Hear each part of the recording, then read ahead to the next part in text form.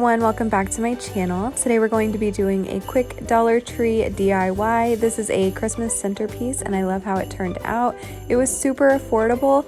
Some of the items that you're seeing in this picture were not necessary. They are completely up to you if you want to use them. So I'm going to list what I used below, and then I'm going to list some of the options below as well that you can use if you want to. The only thing from Hobby Lobby was the cardstock, which was cheaper than anything I purchased at Dollar Tree. If you prefer, you can honestly just paint it, the box with, acrylic paints or something like that. You don't have to use the cardstock. So if you don't want to leave Dollar Tree and go to another store, there's alternatives to decorate your box with.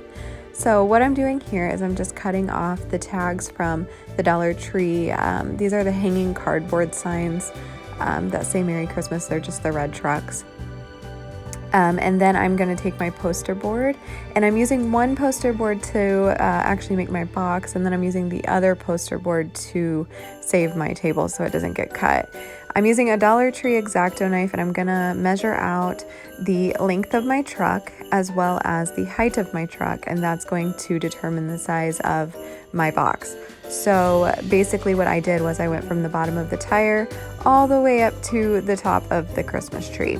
And you can watch me do that. I do recommend measuring this, but I freehanded it. It wasn't the most perfect box, you can't really tell, but anyways, I do recommend measuring it with a ruler if you prefer a more exact looking box or measurements.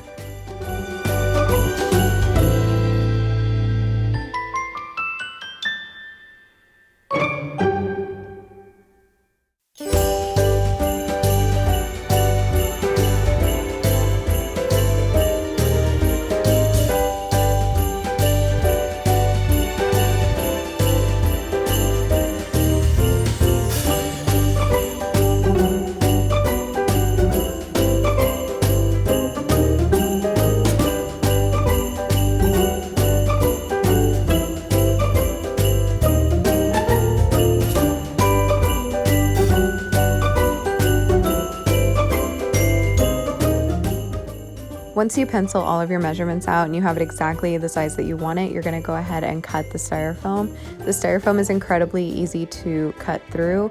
If your lines do not snap out of the poster board easily, then you did not go deep enough. So I did learn this a little bit later on after making my first cut to just go ahead and go deep. I do have that second poster board underneath to protect my table. So just watch your fingers, make sure that everything's out of the way, and just have fun cutting because it's super satisfying.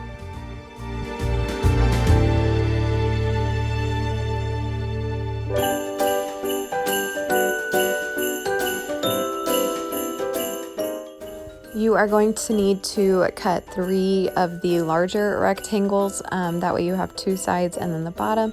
And then here in just a few minutes you will see me cut 2 sides that are squares, and that is for the side of the box.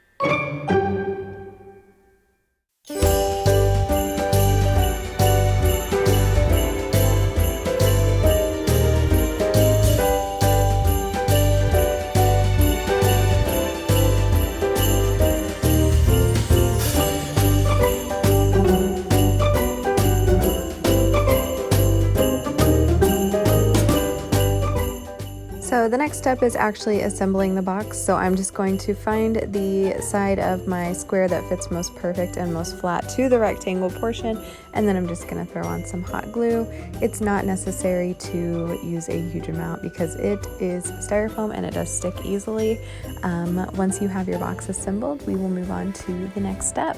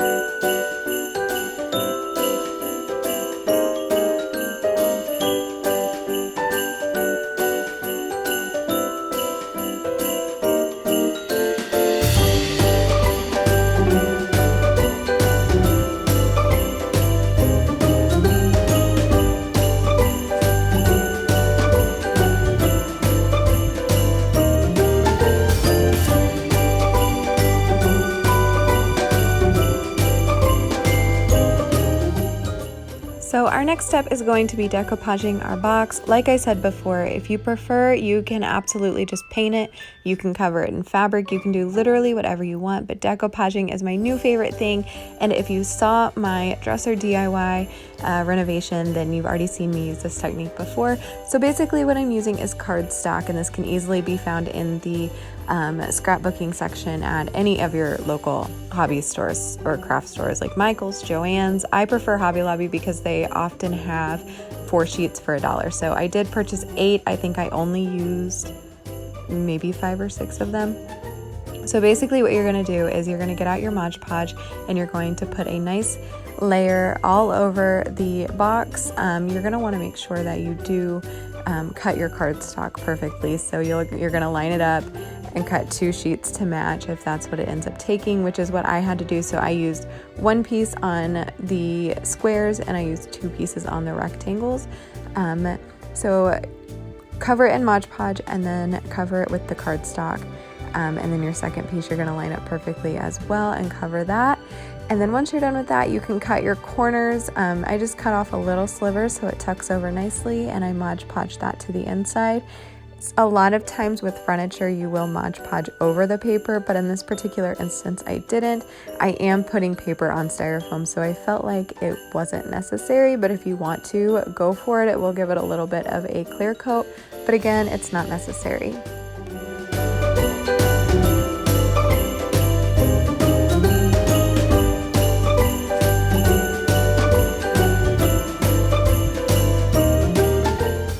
If the box that you've created is not perfect or your decoupaging is not perfect, please don't stress. The trucks that we purchased from Dollar Tree will hide a lot of the bubbles or the imperfections.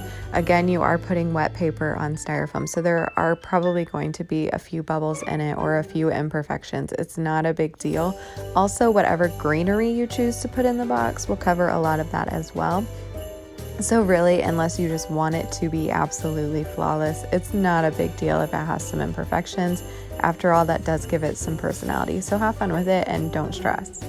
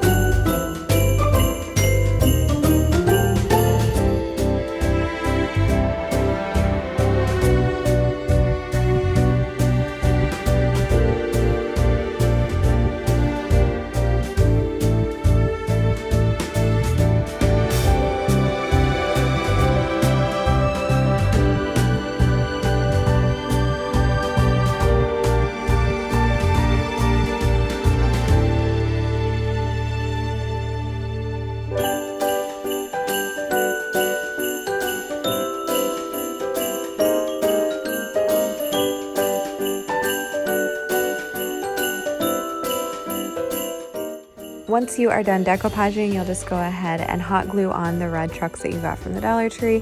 Put the hot glue on the high points of the truck, stick it to the box, hold it for about 30 seconds, make sure it's dry, and then you can go ahead and put the floral foam in the bottom of your box. I took the Christmas garland from the Dollar Tree and I shoved that over the floral foam, and I apologize, my camera did stop filming at that time.